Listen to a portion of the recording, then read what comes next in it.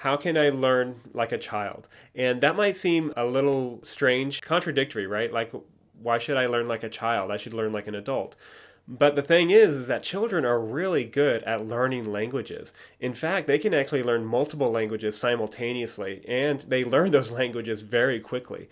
And so there's actually a lot of things that we can actually implement into our adult learning and learning like a child. So we're going to be going over three key aspects of how children learn languages and how we can actually implement those key aspects into our own learning so we can learn a language faster. So first key aspect is exposure.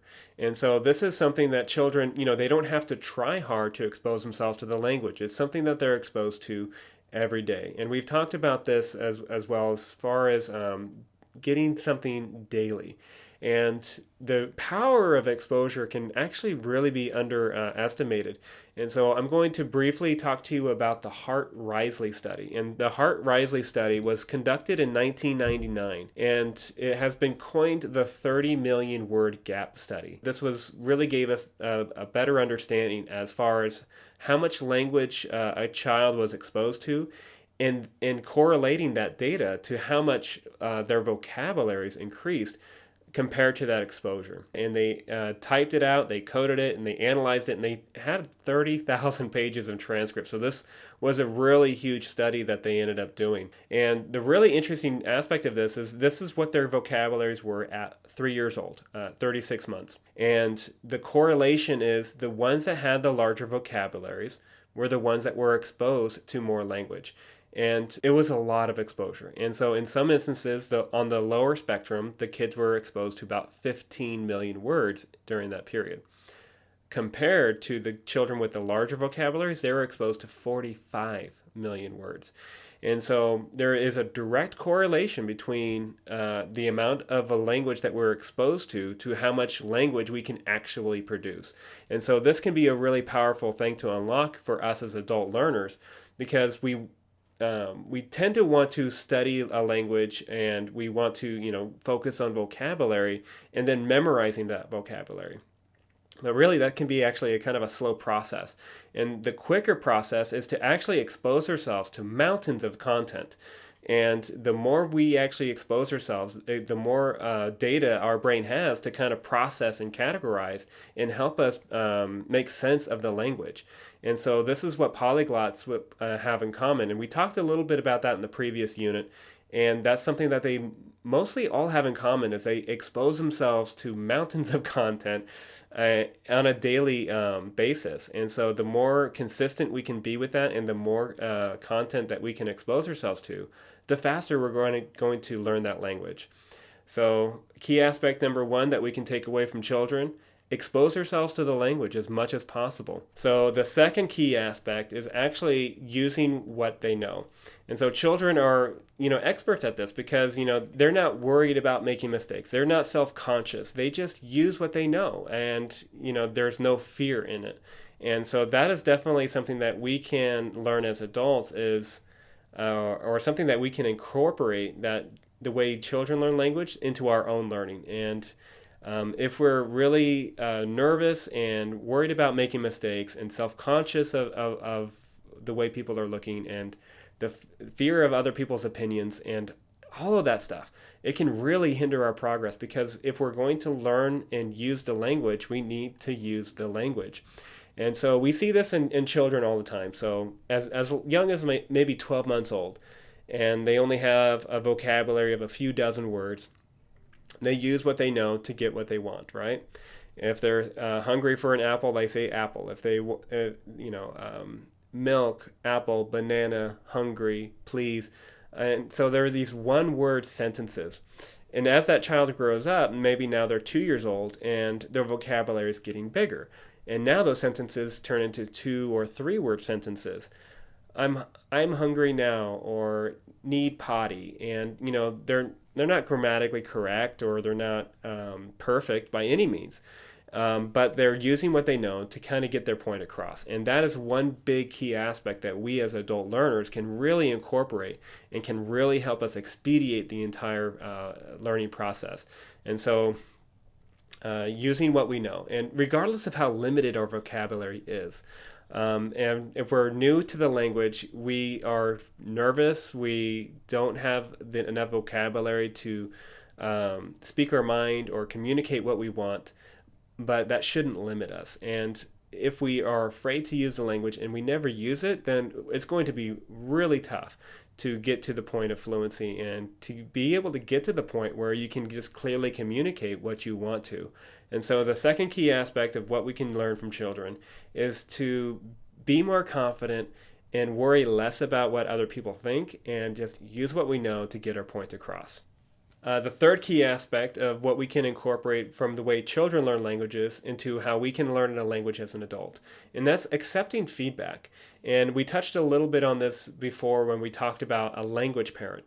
And so a language parent is just somebody that can, and just dial the clock back a little bit and think of either when you were a child and your parents were correcting you on something that you said, or maybe you're a parent yourself and you see this in your kids all the time. And we sometimes do this unconsciously, but like my daughter recently has been having a hard time saying toothpaste with a TH.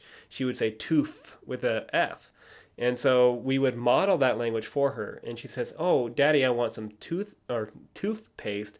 And I said, "Oh, okay, here is your toothpaste."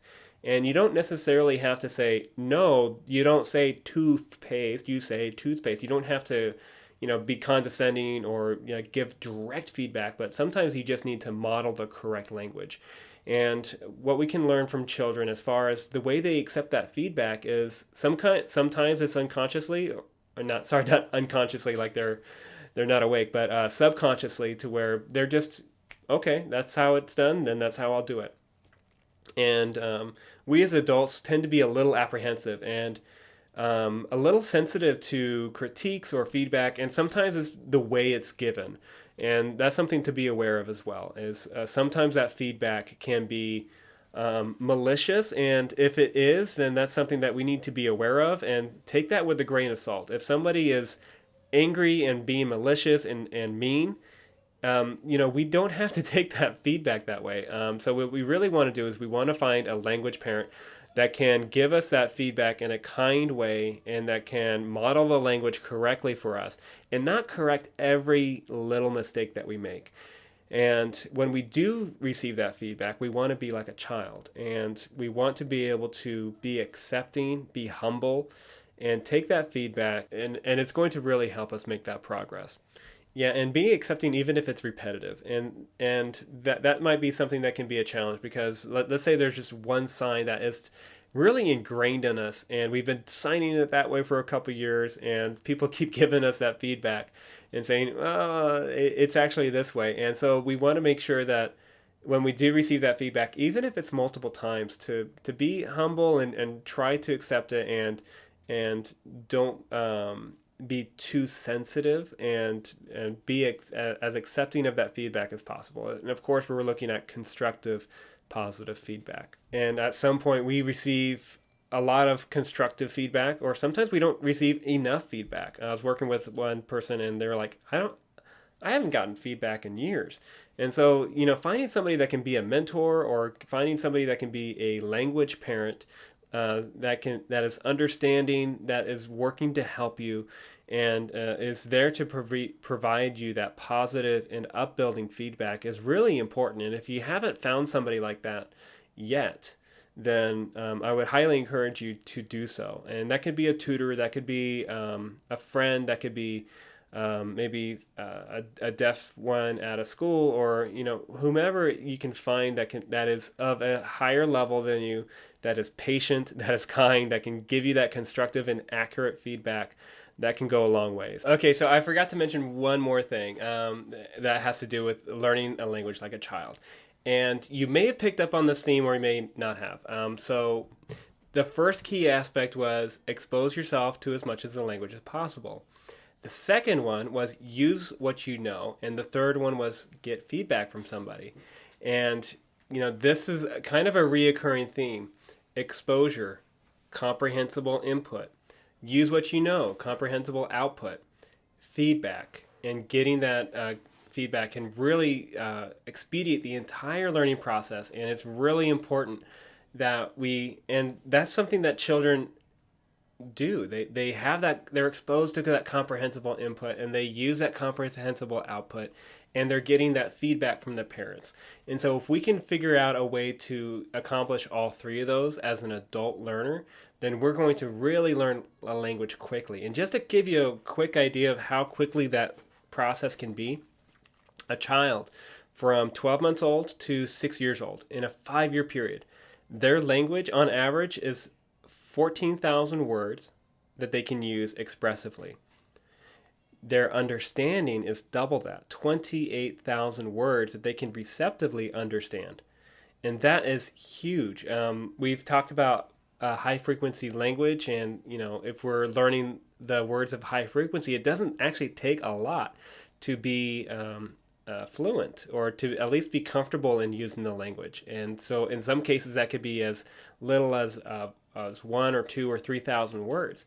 And so in a 5-year period, and these children are learning 14,000 words and can receptively understand 28,000. And if we can figure out how to do those three things, expose ourselves, use what we know, and get that feedback, we can actually learn at that same rate as well. And so that can be really encouraging to some of us that are like, this is going to take me years. But in reality, it really doesn't have to be that long of a process to get to the point where you're comfortable using the language.